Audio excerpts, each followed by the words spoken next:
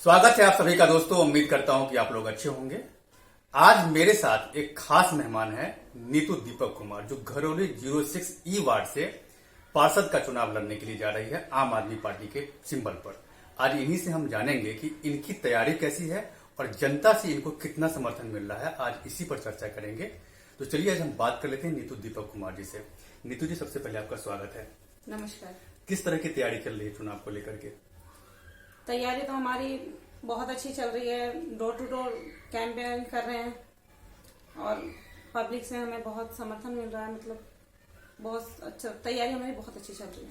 आप ये बताइए कि चूंकि आपने तैयारी शुरू कर दी है, आप डोर टू डोर कैंपेन के लिए जा रही हैं, तो जब आप डोर टू डोर कैंपेन के लिए जाती हैं तो उस दौरान जनता का किस तरह का समर्थन आपको मिलता है? समर्थन तो हमें बहुत अच्छा मिल रहा है जनता का, और हमें जनता प्यार भी कर रही है। हमें लगता भी है कि जनता हमारे साथ है, तो जनता का हमें पूरा सपोर्ट है। आप जब डोर टू डोर कैंपेन के लिए जाती हैं, लोगों से मिलती है, तो पब्लिक जब आपसे सवाल करती होंगी, बताती होंगे वो लोग कि आपके इलाके में क्या क्या समस्या है, कभी चर्चा ऐसा किया है पब्लिक ने जब आप मिलते होंगे लोगों से? हाँ जी, बिल्कुल किया है। बहुत से लोगों ने हमसे चर्चा की है।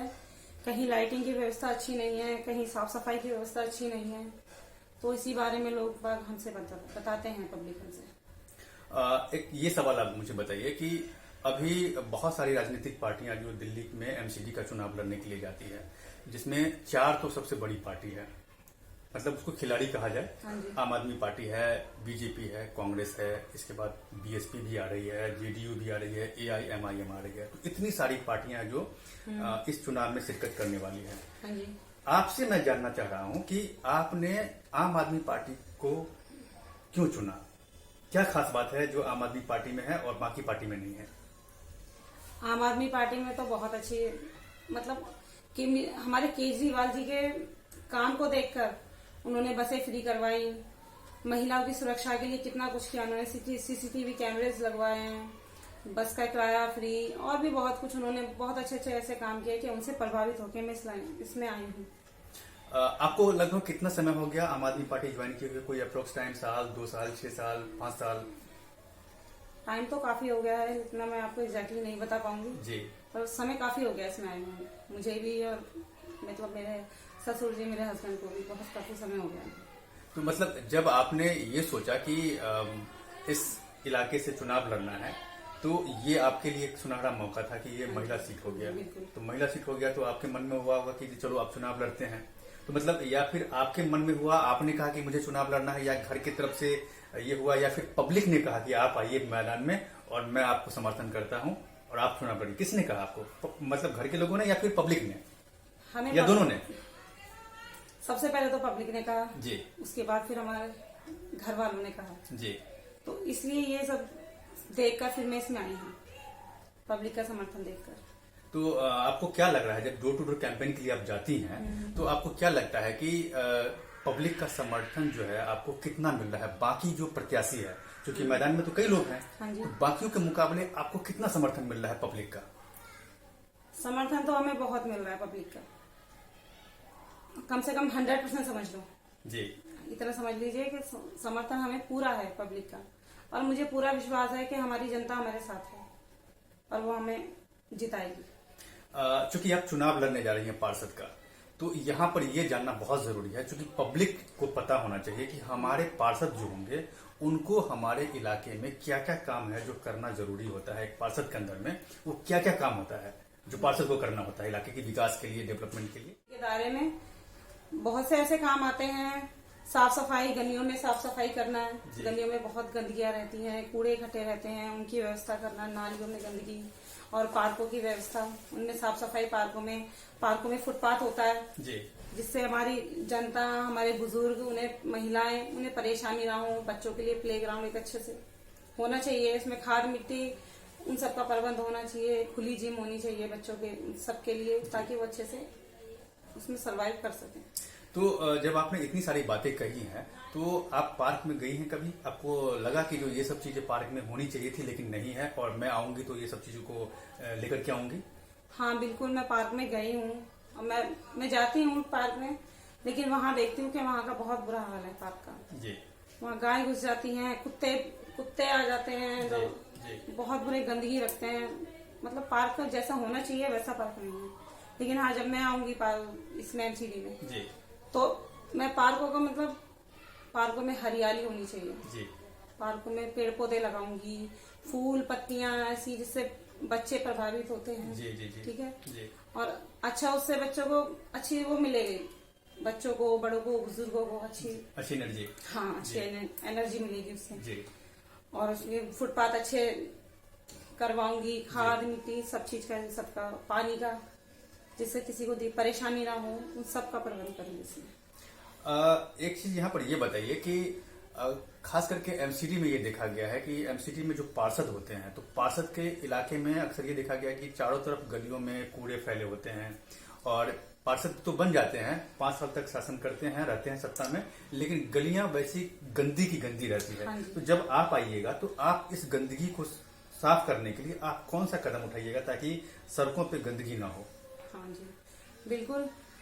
हमारी गलियों में जो इतनी गंदगी हो रखी है, आप देखोगे कितने कितने दिनों के कूड़े इकट्ठे होके रखे हुए हैं, बहुत बदबू आती है, जिससे बीमारियां फैलने का भी बहुत डर है। हमारे छोटे छोटे बच्चे हैं, बुजुर्ग हैं, ऐसा भी है।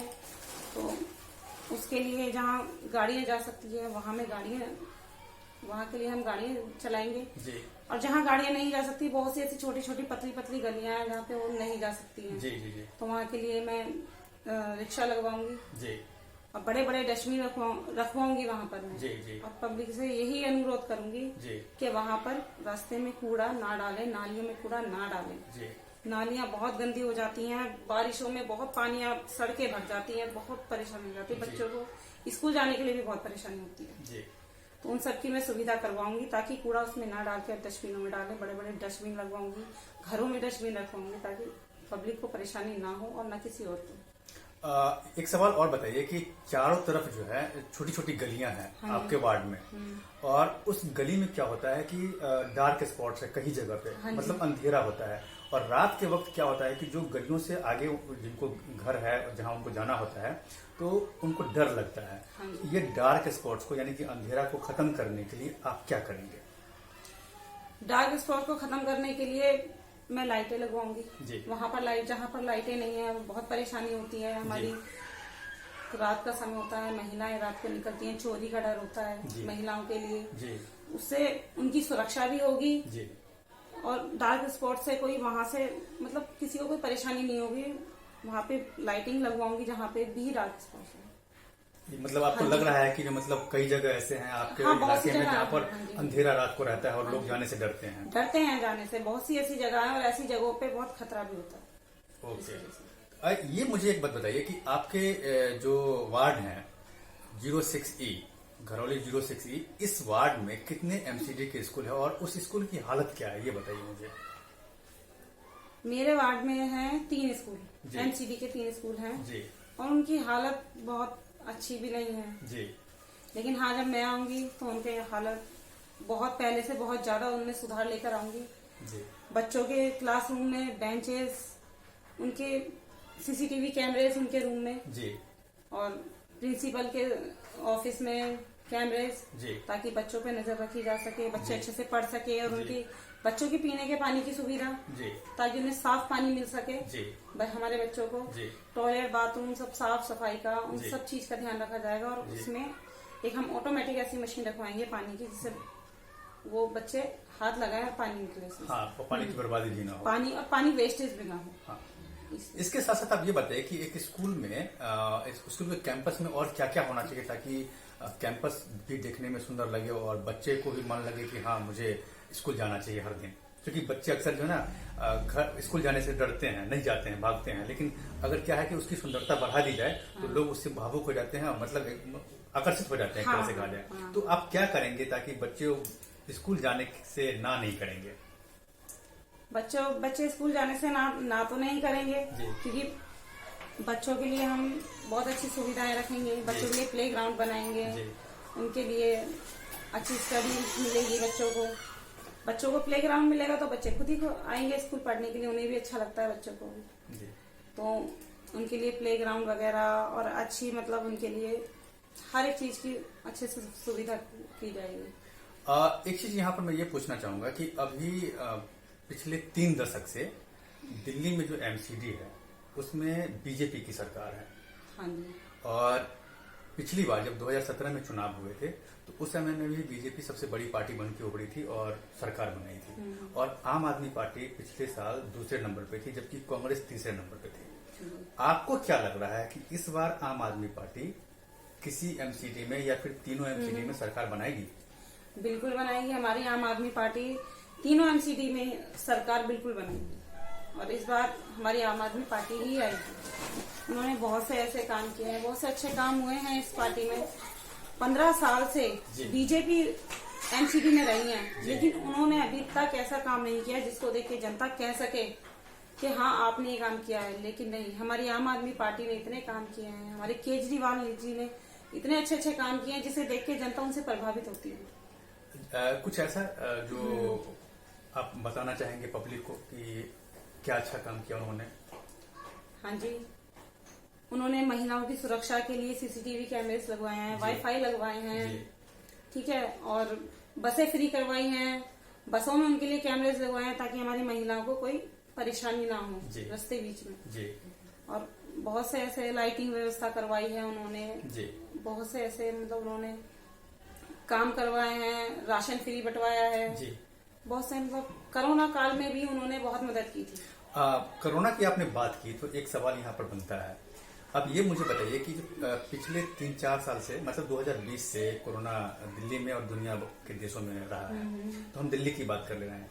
तो कोरोना के दौरान कभी ऐसा हुआ कि आप जब सब घर में बंद थे, कोई घर से बाहर नहीं निकलता था, उस दौरान चूंकि आप कार्यकर्ता रही हैं आम आदमी पार्टी से, तो आप घर से बाहर निकली हो, लोगों को मास्क आपने बांटा हो, सैनिटाइजर बांटा हो, मतलब ऐसा कुछ किया है आपने?